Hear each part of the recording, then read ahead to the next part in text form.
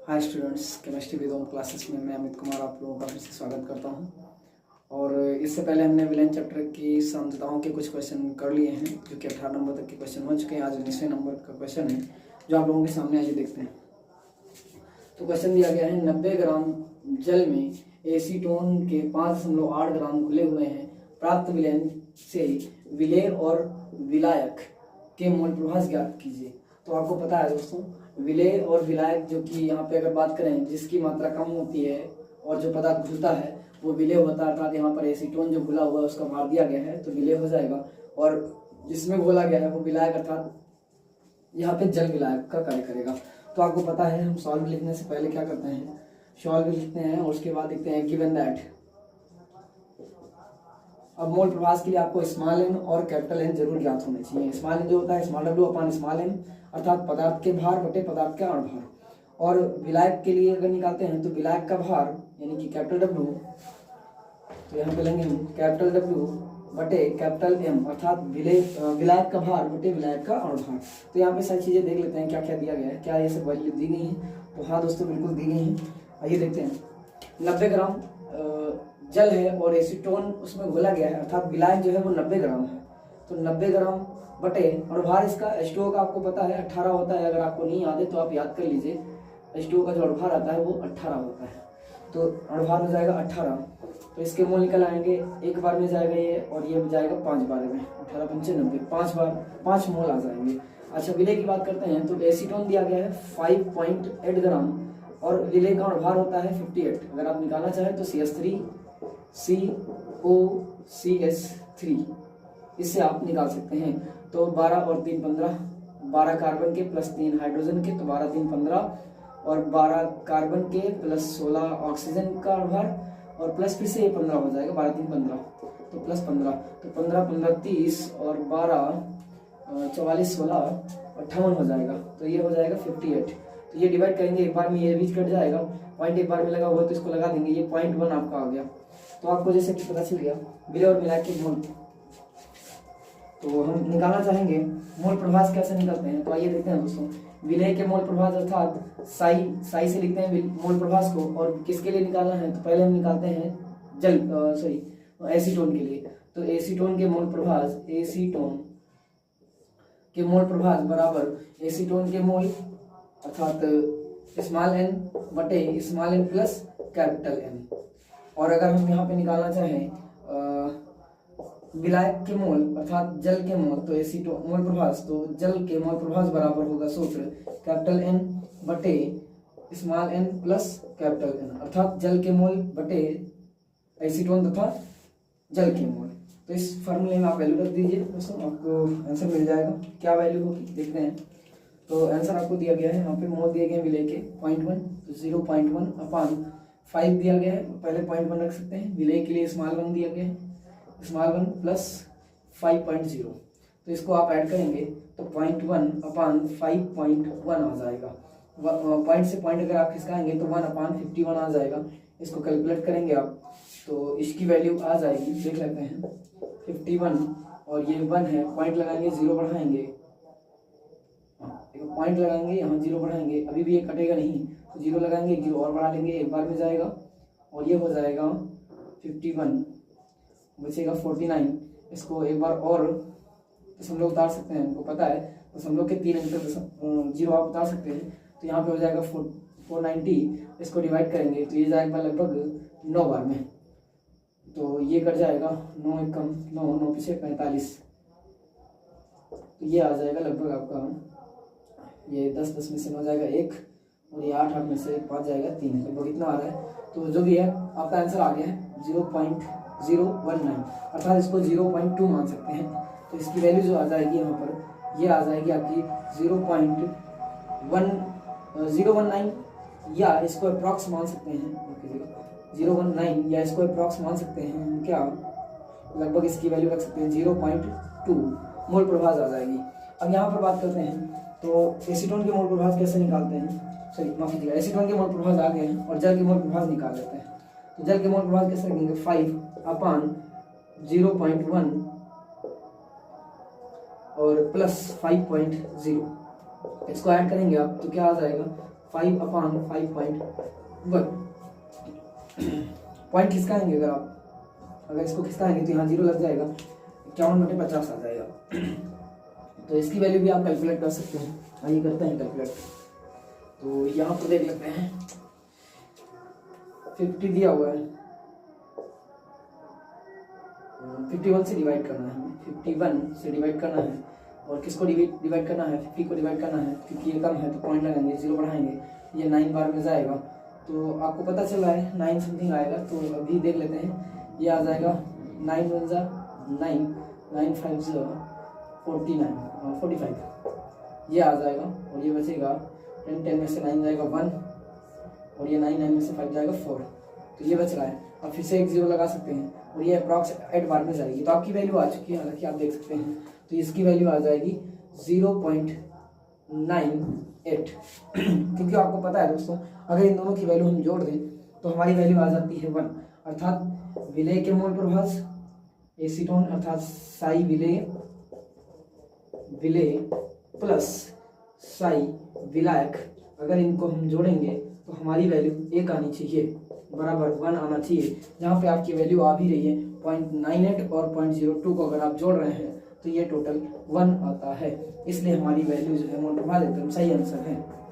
आप इसको चेक भी कर सकते हैं इस तरीके से, इन दोनों इस फार्मूले से आप मोल प्रभास देख सकते हैं कि दोनों का आंसर सही है या नहीं। अगला दोस्तों हमारा सवाल है 20 नंबर का क्वेश्चन है।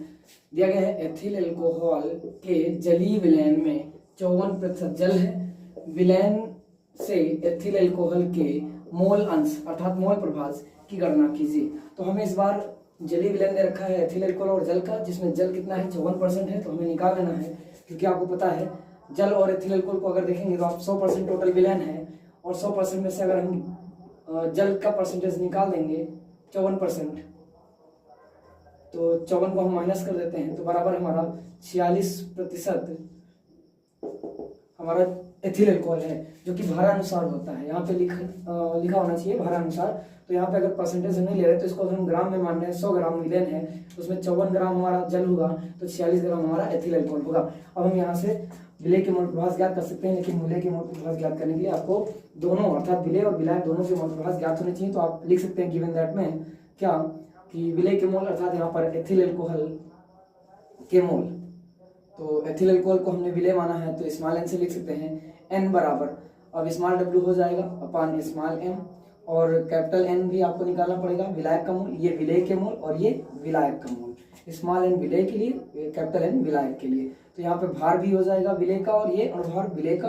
और अगर यहाँ पे लिखेंगे तो कैपिटल डब्ल्यू बटे कैपिटल एम ये विलय का भार और ये सॉरी विलायक का भार और ये विलायक का अणुभार हो जाएगा। तो आइए देखते हैं दोस्तों कैसे कैलकुलेट करते हैं। तो भार आपको पता चल गया है 46 ग्राम है, 46 ग्राम है, और अणुभार आपको अगर निकालना हो तो C2H5OH का अणुभार भी अगर आप कैलकुलेट करेंगे तो आप देख सकते हैं 12 होता है कार्बन का, और है कितने 2 हैं, तो प्लस H कितने हैं, H का 1 होता है इंटू 5 है, प्लस ऑक्सीजन एक यहाँ पर है तो 16 प्लस एक हाइड्रोजन है, तो ये तो आप देख सकते हैं कि 12 दूना 24 प्लस 5 एकम 5 और एक ये जोड़ लें अगर तो 6 और ये प्लस 16, तो आप देख सकते हैं कितना आएगा, तो 5 और एक 6 और 24 और 30 और ये 16 जोड़ेंगे तो 46 आएगा।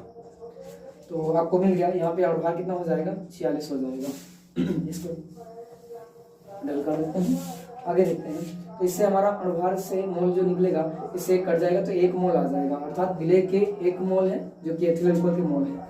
अब यहाँ पे जल के मोल क्या है उसको देख लेते हैं। तो जल का अंश दिया गया है कितना 54% जो कि ग्राम माना गया है, तो 54 बटे इसका अणुभार आपको पता है 18 होता है, ये आपको याद होना चाहिए 18 जल का अणुभार होता है।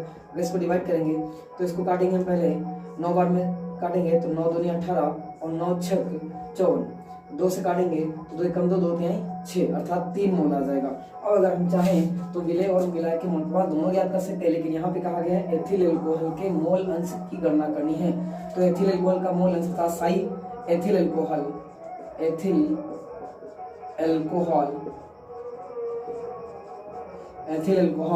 के लिए अगर हम निकालें तो इसका क्वेश्चन इसको सॉल्व करेंगे small N upon small N plus capital N.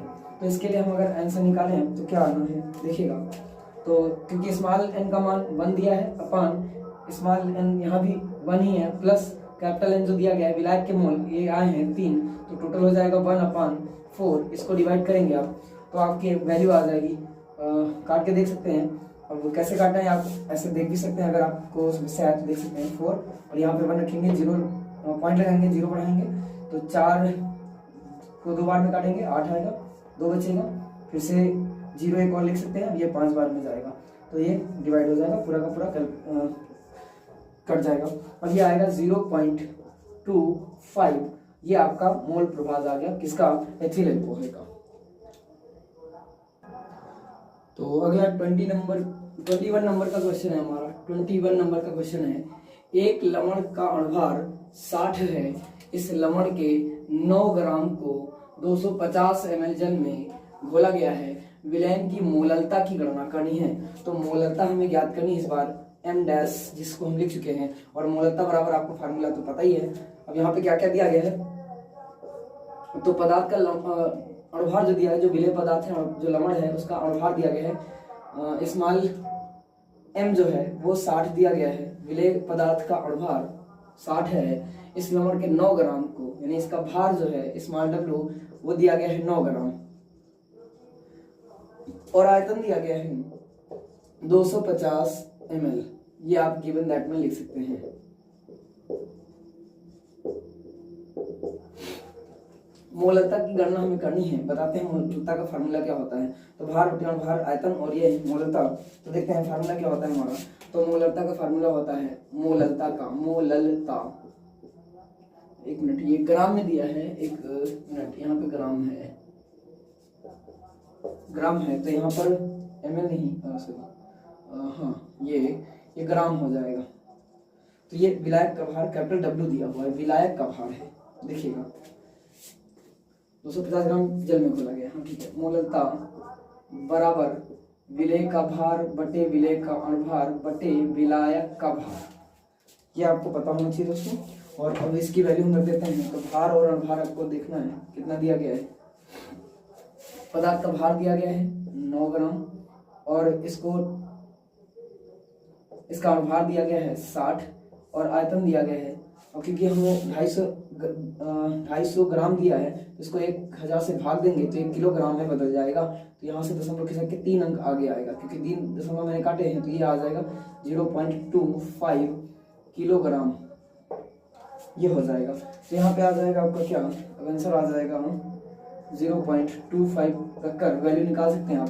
तो पहले तो हम इसको काटेंगे, ये 3 बार में 3 से कट जाएगा, 3 त्रिका 9, 3 दूनी 6, 20, 3/20 आ रहा है। और इस वैल्यू इसको अगर हम 0.1 कर ले बटे 1 कर ले तो अंदर का गुणा अंदर और बाहर का गुणा बाहर से करके ऊपर हो जाएगा, ये नीचे आ जाएगा। तो इसकी वैल्यू हमारी आ जाएगी, ये हो जाएगा 3 गुणे 1 बटे ये हो जाएगा 20 गुणे 2.025। तो इसको अगर आप करना चाहें तो कैलकुलेट कर सकते हैं। यहाँ पर 20 का गुणा अगर 25 से करेंगे तो 25 दूना 50 होता है, 25 दूना 50, क्योंकि 1 0 यहाँ पर है तो 1 0 हम और लगा सकते हैं, और 2 अंकों बाद दशमलव लगा हुआ है तो हम इसको यहाँ दशमलव लगा देंगे, ये आ जाएगा 5 और 5 को हम डिवाइड करेंगे 3 से, अर्थात ये हो जाएगा 3/5 और 5 को यहाँ रखिएगा, 3 को यहाँ पॉइंट लगाइए, 0 बढ़ाइए, 5 के 30, तो ये कट जाएगा 0.6 आपकी वैल्यू आ जाएगी। 0.6 मोल प्रति किलोग्राम घुले हुए हैं, किलोग्राम, या इसको हम मोलल कह सकते हैं, मोलल। तो इसका मात्रक हो जाएगा मोलल, 0.6 मोलल या मोल प्रति किलोग्राम। तो अगला क्वेश्चन हमारा 22 नंबर का, शुद्ध जल की मोललता की गणना कीजिए। जल का घनत्व दिया गया है 1 ग्राम प्रति ml है। तो यहाँ पे हमें देखना है गिवन दैट में क्या क्या दिया है, हालांकि यहाँ पे कुछ दिख तो नहीं रहा है क्या है क्या नहीं दिया है, फिर भी हम देखते हैं। तो हमें जरूरत क्या पड़ेगी, विलेय के भार, जल का भार, जल का अणुभार और जल का पूर्ण विलायक, क्योंकि यहाँ पे विलेय पदार्थ भी जली है और विलायक भी हमारा जल ही है।